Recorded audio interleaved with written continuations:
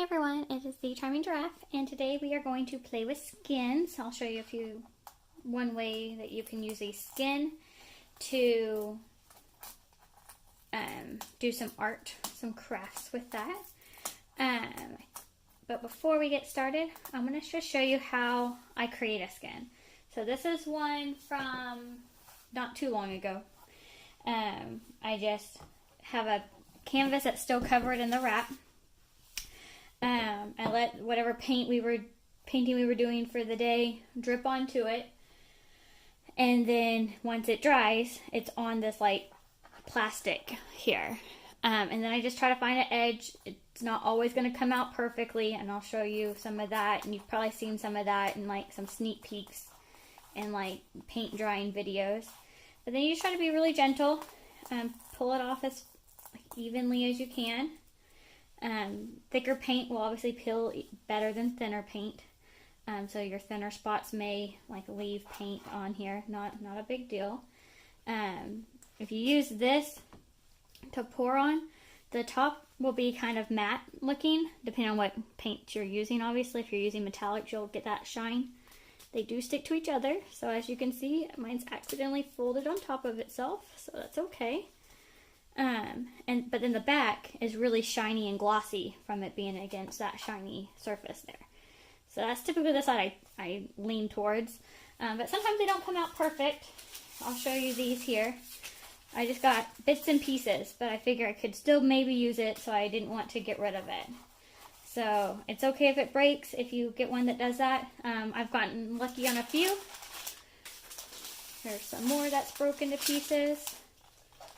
But like this one, I got like a whole sheet off of it without it breaking. This was from a dip from a few weeks ago using the, maybe not the dip, but at least a painting where we used the color shift paint. So you can get it like this. I have one I'm going to try to pull off. Here, I'll do that for you right now. Ooh, is that wet paint? It was still wet underneath it. It's so cold in the studio. Paint will last forever in here. I can't even tell you how long that's been sitting over there for it to still be wet. 1 second, we'll come back to do that. Okay, and just to clarify, the wet paint was on the underneath side. Oh, here, you can't see it. On this underneath side here, that part is still wet because it just didn't have any airflow to it. I'm going to do this on top of here because I don't want to get any paint on this table. So I'll show you how I do this. It may or may not come all out in one sheet. Sometimes I use tools. I'll use like a pen to try to like scrape underneath it. And then actually, honestly, to full disclosure, I'll even use this. So I'll show you how I'll do this. So I've got like it going on the edge here. This is actually working really well this time. Sometimes it doesn't work as well, and that's when you need the assistance of this, like right here. So then I can come in with this guy. He's helping me pull it up. Obviously, there's probably different, better ways to do this. This is just the tool I had at hand, and it seemed to work, so why mess with success? And that paint is wet. I keep touching the wet paint.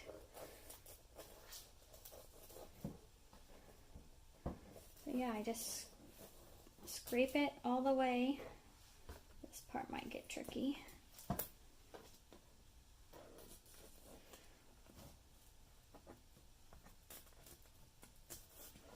So that the entire thing has like a lip on it, essentially. It's been lifted. And then again, just try to evenly, as much as you can, just lift it off. And ta-da! That's how it's done. And then I always store them on, well, I don't always do it, but the proper way would be to store it on parchment paper, as you saw earlier. I've actually just left it on this table before, and it just sticks to it. So I have like some areas where there's just like paint skin stuck to it. If you leave it on this, it will stick again. So unless you're willing to go at it a second time to lift it off, I don't recommend leaving it on here. Like I said, sometimes I don't do it properly depending on time and supplies. So I have left it on here before and just peeled it back off again. You do risk having it like crack more or rip in places that you didn't rip it the first time. But as far as like the majority of it's concerned, you're not going to typically you won't mess up the whole thing. Get this safe on some parchment paper. I will grab some skins that we will use today, and we'll get started with that. We'll be right back. Alright, we are back. Real quick before we get started, we're just talking about acrylic pour skins today, but I did want to show you just because I have them handy. You can use resin skins as well. Whenever I don't even really know how I get these skins, except for I just pour them with leftover resin from a resin piece. So these I think came from a painting I did. I've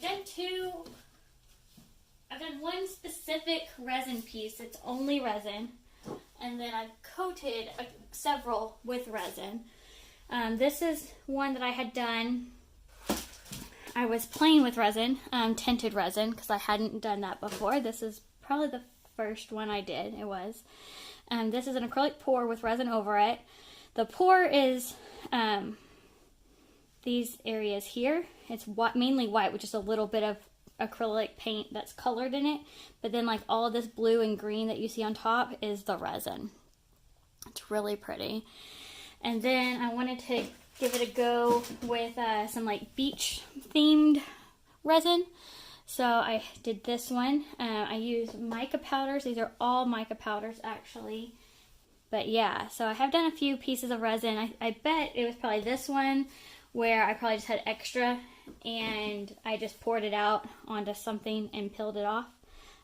Also, it drips, so I have all these, I have a whole like cup of just like, other people would be garbage, but I figure I could get some use out of them.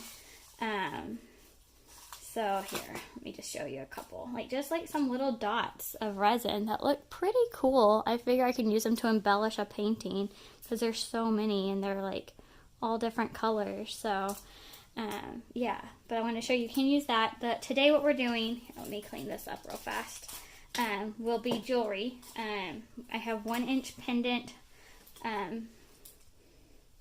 that we will be using, but here's one that you can stick the resin piece in. I would probably cover it with resin, but there's other options you have. So we'll get started here. Here are the ones that we'll be using today. They come in all different colors: silver, bronze, gold, antique gold, copper, all different colors. And then what I do is I just take a skin. I figure out where I like the best, where's my first cut going to be, and then I take a 1-inch hole punch, and I try to get ones where you can see it through so that you can make a decision, where do you want that to get cut at. Let me make sure you can see this. So you can move it around to see what's the perfect spot to get the perfect little piece of skin to make your jewelry item. So I think I like that one a lot. I do also, because sometimes these corners just here is all jaggedy, you want to make sure that you don't have any holes inside there, because it needs to be a perfect, well, to me it needs to be a perfect circle. If you do have a missing part, you can paint it in or resin it or do something else to fill it. Put little charms or something in the pendant. I prefer to not have to do that. Okay, so once you get the perfect little piece, you've lined it up and it was beautiful, then always what I do is I turn it over just to see do I like the other side better. In this case I don't, so we're going to use this side. And then, I was not prepared, so 1 second guys. Alright, we are back. Sorry about that guys, I was not prepared. Forgot about that little part where we have to open the glue. But anyway, so I've got it here. I use this E6000. Just what I've always used with crafting projects. It a little goes a long way. So what I would recommend is to use a toothpick or something, just because you don't need as much as what squeezes out here. So I will use a popsicle stick, because I have those handy always. And I'm just going to put a little dot in the middle here. Kind of smooth it around a little. Put that in a safe place. Get the skin here. And then just press it in. You can also use the stick to like seal it in there. There is some give to it, so if you don't like exactly where things are positioned, especially if you're doing more than just one skin, like if you're doing other things, you can arrange it a little bit. And then it's in there. And then from here you have a few options. The option we're going to go with today is some glass domes. They're really pretty. They will, here, before I glue it, you can kind of see what it'll look like. Couple things to keep in mind is you'll want to make sure you, oh, there we go. You clean this off a little bit. Sorry, clean this side off, the part that's going down, because if you get a fingerprint, it'll be a fingerprint in there. So you don't want that to happen. I think like rubbing alcohol, baby white, just anything just to make sure you don't have any little fingerprints in there. Just anything to kind of just dust it off and get it clean. Some other options you can do is there are epoxy stickers. I have used those in the past. They seem to work. And in the past, I mean pre-acrylic pour painting when I was doing other projects. I did still have some from back then. That's probably 5 or more years ago. The ones that were unused did yellow. So I'm assuming since they yellow on their own, they would probably yellow on a project. So that's fine if you're okay with that happening within 5 years or so. If that's something you don't want to happen, I would not recommend using those. Or maybe there's just the different qualities may also play a role in it. I'm sure mine were cheaper quality, just probably off of Amazon or something.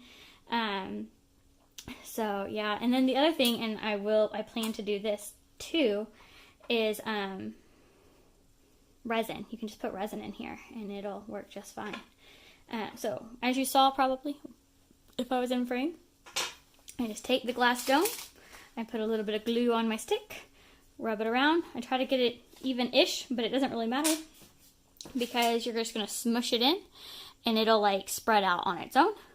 I also try to like press on it face side down, not damaging it of course, but just to make sure it gets sealed in there.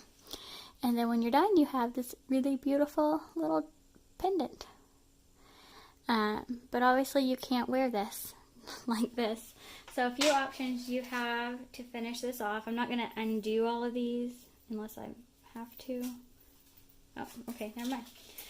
They're all coming apart anyways. So I have some, oh, that was fun. Some chain necklaces here.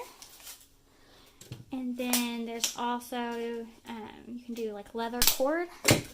This is like leather braided cord. All different colors to choose from. And it already has the hook right there. So all you have to do is just feed it into whatever you want to do. And then this is organza ribbon to put on there. So I will use on this one one of these.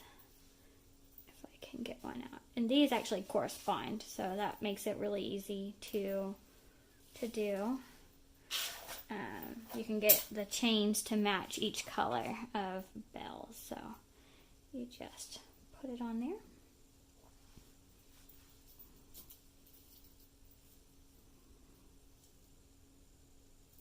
And then obviously they also come in different sizes depending on how big you need, but then you've got a necklace with a acrylic pour skin pendant in there. So really pretty. I hope you enjoyed the video. I do want to thank you for watching. Don't forget to subscribe and do what makes you happy.